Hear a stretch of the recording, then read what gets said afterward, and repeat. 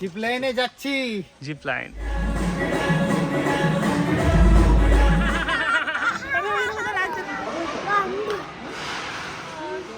আরে বাবা রে, জিপ লাইনার।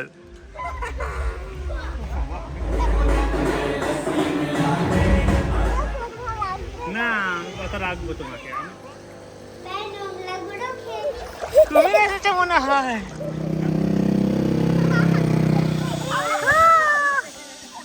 বাবা দুজন দুদিকে। হ্যালো, কি খবর সবার? আমাদের খবর বেশ ভালো। নতুন একটা ভিডিওতে সবাইকে জানাই স্বাগত। ব্যাঙ্গালোরের বাড়িতে এখন আমার বাড়ির সবাই রয়েছে, তাই সবাইকে নিয়ে একটু বেড়ানোর জন্য আমরা বেরিয়ে পড়েছিলাম একটা রবিবার দেখে। আর এই রাস্তাগুলো অসাধারণ লাগে, চারিদিকে প্রচুর গাছপালা। ব্যাকগ্রাউন্ডের গানটা নিশ্চয়ই শোনাই যাচ্ছে। আমাদের গাড়ির যিনি ড্রাইভার ছিলেন তিনি ছিলেন অত্যন্ত ভালো মানুষ। তিনি বললেন, আপনারা আপনাদের পছন্দ মতো বাংলা গান চালান, আমিও শুনবো, আপনাদেরও শোনা হবে।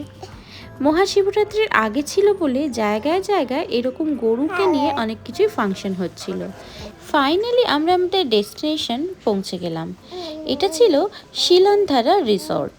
আমরা ভাবলাম যে দুটো বাচ্চা নিয়ে কোথায় বেড়াতে যাব, সারাদিন খাওয়া দাওয়া বসা কীরকম কি না হবে, তার জন্য স্বাগতার মাথাতেই প্ল্যানটা এলো যে চলো আমরা কোথাও একটা রিসর্টে যাই, তাহলে সেখানে খাওয়া থাকা এটুকুর অন্তত কোনো সমস্যা হবে না, আর একটু নেচারের মধ্যে থাকা হবে, তাহলে ভালোই লাগবে। তো ওই খুঁজে বের করেছিল এই রিসর্টটা। তারপরে কিভাবে কি বুকিং করতে হয় সবটা ওই করেছিল। আমরা অ্যাড্রেস খুঁজে গাড়ি বুক করে তারপর দিন সকালবেলা পৌঁছে গেছিলাম এখানে। রিসর্টের তো ঢুকলাম, কিন্তু তার এন্ট্রিটা ছিল অনেকগুলো সিঁড়ি দিয়ে ওপরে ওঠা। আমাদের সাথে সমস্ত মানুষজনই বয়স্ক ছিল, মানে আমি নিজেও বয়স্ক। তো সেই সিঁড়ি দিয়ে ওঠাটা আমাদের জন্য একটা বড় চ্যালেঞ্জিং ব্যাপার ছিল। সবাই আমরা কাউন্ট করতে করতে যাচ্ছিলাম যে কটা সিঁড়ি আছে। তারপরে তো ফাইনালি যখন পৌঁছালাম, একটা গুহা মতো জায়গা দেখতে পেলাম। আমরা ভাবলাম এই কোথায় চলে এসেছি, কিন্তু তারপরের ভিউটা ছিল অসাধারণ সুন্দর। এই পুরো প্যাসেজটা ক্রস করেই তারপর আমাদের ঢুকতে হতো রিসর্টটার মধ্যে। তো আমরা খানিকক্ষণ বসে খানিকক্ষণ হেঁটে এই করতে করতে মোটামুটি ঢুকছিলাম ভিতরের দিকে। ঢুকতে না ঢুকতেই একটা ওয়েলকাম ড্রিঙ্কস দেওয়া হয়েছিল আমাদেরকে, আর এখানে দাঁড়িয়ে আমরা সবাই সেটাকেই এনজয় করছিলাম। সবাই এখানে তারপরে এই ইনস্ট্রাকশনগুলো শুনছিলাম। খাবো না শুনবো সেটা তো বুঝতে পারছিলাম না। এই হাতে একটা করে ট্যাগ সবাইকে দেওয়া হয়েছিল, মানে ব্যান্ড করে ওটাকে পরে নেওয়া যাবে, যাতে করে আমরা এখানকার টিকিট কিনেছি সেটা বোঝা যাবে। আর ইনি আমাদেরকে তখন বুঝিয়ে দিচ্ছিলেন যে কখন লাঞ্চ টাইমের সময় কখন আমাদের আসতে হবে। এই ট্যাগটা তো রাইনের দরকার ছিল না, মানে রাইনের ফ্রি ছিল, কিন্তু তাও রাইন তো পড়বেই, তাই দেবাশিসের ট্যাগটা রাইনকে পরিয়ে দিচ্ছিল। এই দুটো বাচ্চাই তখন এই ট্যাগটা পড়তে ব্যস্ত। রাইনও পড়েছিল ট্যাগ, রিয়নও পড়েছিল, আর আমরা তারপর ওদের কয়েকটা ছবি তোলার চেষ্টা করছিলাম একসাথে। কিন্তু দুজনকে নিয়ে একসাথে ছবি তোলাটা খুবই ডিফিকাল্ট। তারপর দেবাশিসের পালা এই ওয়েলকাম ড্রিঙ্কসটার। জিজ্ঞাসা করছিলাম কেমন, তো ও বলল ভীষণ ভালো ছিল এই ড্রিঙ্কসটা।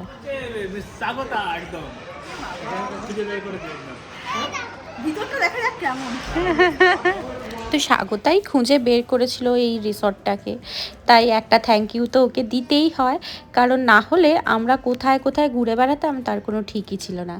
তো তারপর এখানে অ্যাক্টিভিটিগুলো কী ছিল সেগুলো আমরা দেখছিলাম, যে কোন অ্যাক্টিভিটিগুলো আমরা এনজয় করতে পারবো। জায়গায় জায়গায় বাচ্চাদের জন্য এরকম খেলার জায়গা ছিল, তো রাইন তো সেগুলোতে গিয়ে উঠে পড়ছিল।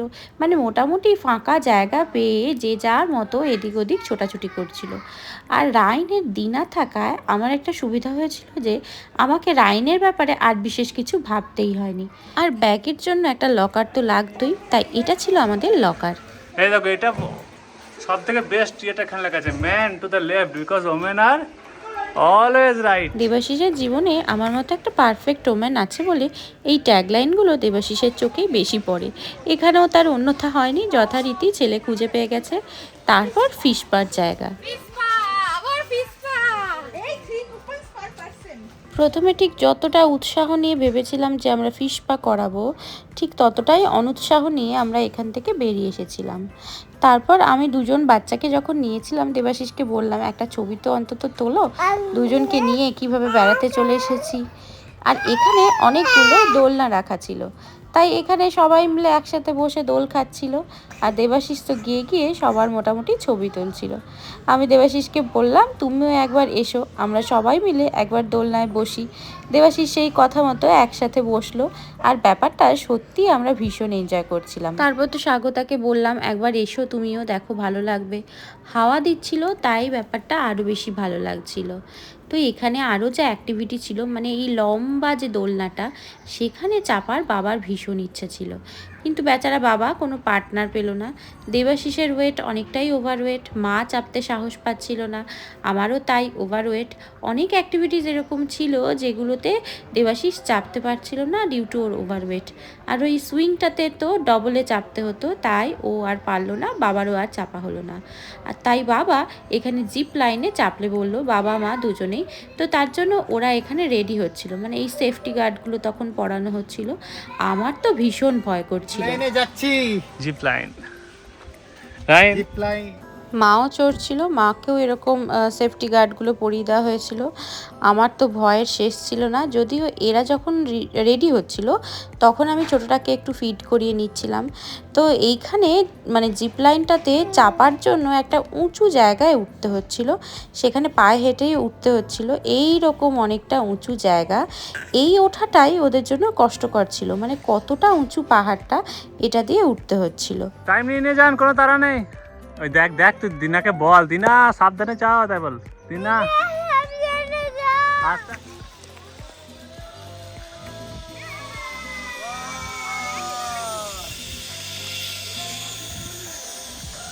তো জিপ লাইনে প্রথমে বাবা এলো, তারপরে মা আসছিল। এইখানটার মাঝখানের একটা জায়গা ছিল যেখানে মানে ব্রেক দেওয়ার জন্য একটা সাডেন ব্রেক দিচ্ছিল আর কি।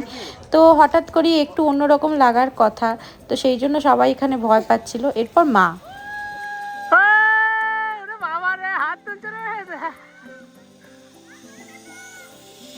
ওই দেখ নাচতে নাচতে যাচ্ছে, কোনো মজাই নেই।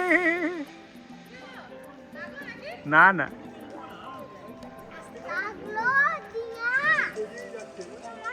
খুব ভালো লেগেছে, আমিও যাবো।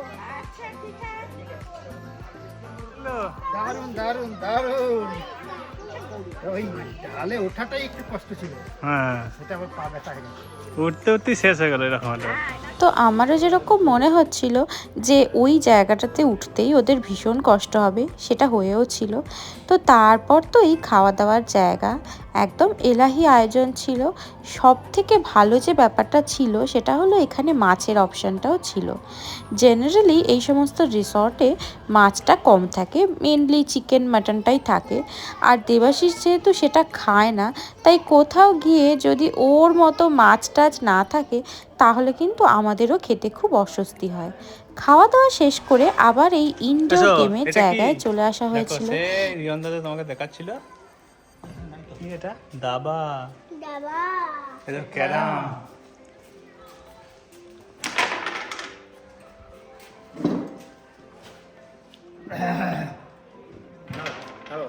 লালটা ফেলি। ওই দেখো বাবা, দুজন দুদিকে। এদের এখানে একটা হ্যান্ড ফুটবল আছে, হ্যান্ড বল। একসাথে অনেক অপশান থাকলে যা হয়, কোনটা ছেড়ে কোনটা খেলা হবে সেটাই বুঝে ওঠা যায় না। ছিল অনেক রকম খেলার অপশান, কিন্তু সীমিত সময়ের মধ্যে সবগুলো খেলে ওঠা সত্যিই সম্ভব হয় না। বাইরের দিকেও কিছু খেলার অপশান ছিল, সবাই মোটামুটি দেখছিল, আর রাইনের ট্রেনিং চলছিল। ওটা না, ওটা ফেলতে হবে না, ওটা দিয়ে দেখো আমি দেখে দিচ্ছি। এই দেখো পড়ে গেল, এটা পারো, এটা মারো, এটা মারো, ওখান থেকে ওখান থেকে।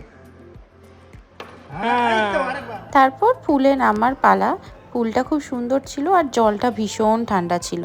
তো পুলে নামার জন্য তো হাজার রকম বায়ানাক্কা, এই ড্রেস পরো ওই ড্রেস পরো, অত অপশান তো নিয়ে যাওয়া যায় না।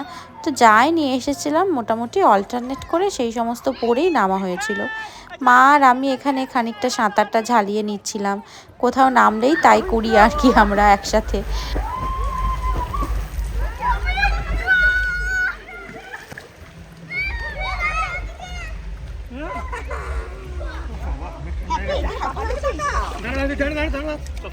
আর এই যে জলে ভেসে থাকাটা, এটা আমার করতে খুব ভালো লাগে।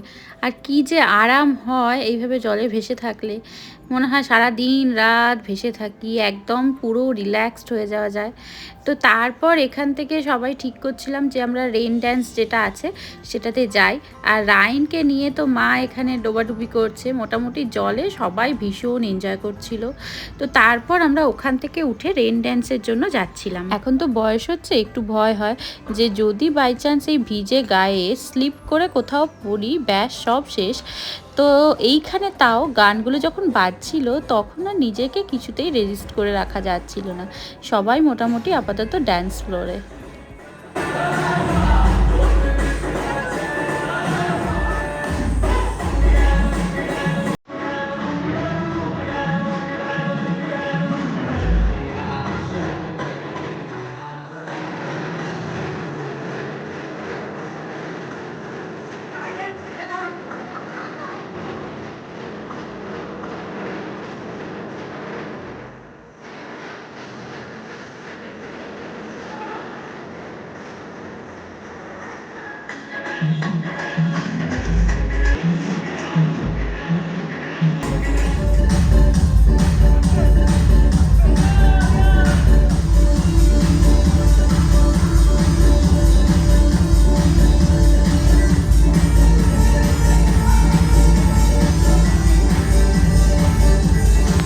তারপর আমরা আবার পুলে ফিরে এসেছিলাম, মানে আমার শরীরে আর এনার্জি একটুও নেই, মুখটা দেখেই বোঝা যাচ্ছে। তারপরে আবার ছেলেটাকে ফিড করানোর টাইম হয়ে যাচ্ছে, কিন্তু তাও পুলে নামতে এত ভালো লাগছিল। আর এখানে দেবাশিস রাইনকে একটু সাঁতার শেখানোর চেষ্টা করছে। রাইন বলছে ওখানে গেলে ও ডুবে যাবে, ও যাবে না। আর দেবাশিস ওকে ছাড়ার পাত্র নয়। তো মোটামুটি সবাই মিলে আমরা এখানে ভীষণ এনজয় করছি। আমাদের অ্যাপার্টমেন্টেও যে পুলটা রয়েছে সেটাও ভীষণই ভালো। তো রাইন আগের বছর এসে সেখানে অনেক সাঁতার টাতার কেটেছিল আর কি, কিন্তু এখন এই বছরে এই অ্যাপার্টমেন্টের পুলে আমাদের এখনো নামা হয়নি। তো ভাবছি এখান থেকে ফিরে গিয়ে এবার অ্যাপার্টমেন্টের পুলে একটু নামবো।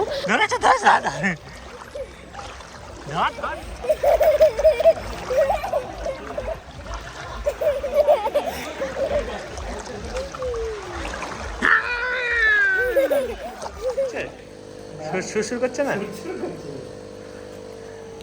আমরা প্রথমেই এই রিসর্টটাতে এসে প্রথমে যেটা ভেবেছিলাম যে সবাই ফিশ স্পা করব, কিন্তু তারপরে এনিহাও সবার আর কি করার ইচ্ছাটাই চলে গেছিলো। কিন্তু বাবার মনে মনে একটু ইচ্ছা ছিল যে ফিশ স্পা করালে বেশ ভালোই হয়। তো বাবা তার জন্য বললো চল এখানে একটু ফিশ স্পা করিয়েই নি। তো বাবা এখানে প্রথমে ভয়ে ভয়ে পাটা ঢুকাচ্ছিল, মানে সবার ক্ষেত্রেই তাই হয়। একদম নিচে নামিয়ে দেন, একদম আরামসে ফ্রেশ ফ্রিলি বসবেন, নিচে নামিয়ে দেন, পাটা পুরো রিল্যাক্স নিচে করে দেন, একদম পা একদম নিচে করে দেন। কেমন খাচ্ছে দেখ, ওরে বাবা রে। তো বাবা একটু আনইজি ফিল করছিল, দেবাশিস কন্টিনিউয়াসলি বাবাকে বলে যাচ্ছিল যে একদম রিল্যাক্স হয়ে বসুন। তো এইখানে বাবার ফিশ পাটা হয়ে যাওয়ার পর দেবাশিস যাবে জিপলাইনারে। তো তার জন্য দেবাশিসকে এই সেফটি যে গার্ডগুলো আছে সেগুলো সব পরিয়ে দেওয়া হচ্ছিলো, হেলমেট পরিয়ে দেওয়া হচ্ছিলো। আর তারপরে ওই যে সেই উঁচু পাহাড়টাতে উঠে যেতে হয় সেখানে যাচ্ছিল।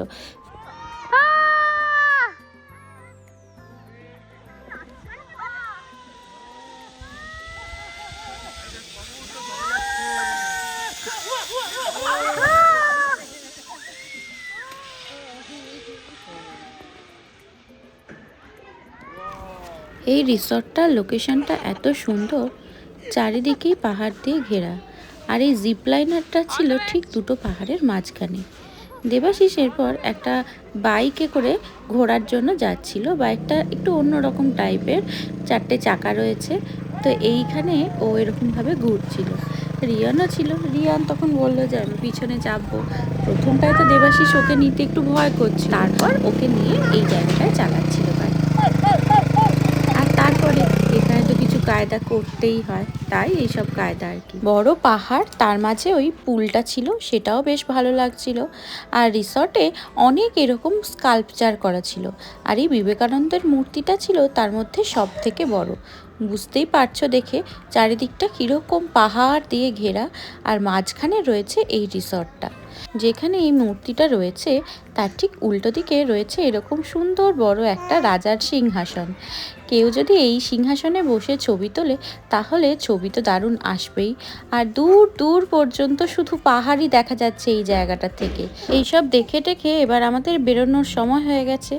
আর বেরোনোর আগেই আমরা একটা টি টাইম পেয়েছিলাম, এখান থেকেই প্রোভাইড করেছিল টি, তারপরে স্ন্যাক্স। তারপর যখন আমরা রিসর্ট থেকে বেরোই তখন দেখি সূর্য অলরেডি অস্ত চলে গেছে। আর গাড়িতে বিভিন্ন রকম গান শুনতে শুনতে আমাদের ক্লান্ত শরীর তখন ঘুমের দেশে। আজ ভিডিওটা এখানেই শেষ করলাম, দেখা হবে পরে আবার অন্য কোনো ভিডিওতে। সুস্থ থেকো, ভালো থেকো, টেক কেয়ার, বাই।